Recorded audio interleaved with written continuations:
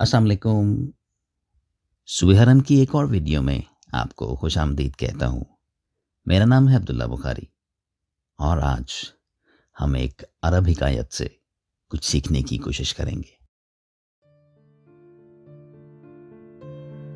दरख्त का वो पत्ता जो खिजा में न गिरे, दूसरे पत्तों की नजर में गद्दार होता है और उस दरख्त की नजर में वफादार।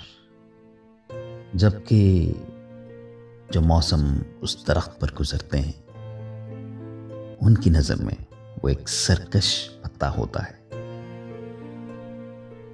किसी भी मौक़िफ़ को देखने के लिए हर शख्स का अपना अपना ज़ाविया होता है, लिहाजा किसी पे भी हमें अपनी सोच को मुसल्लत करने से गुरेज करना चाहिए।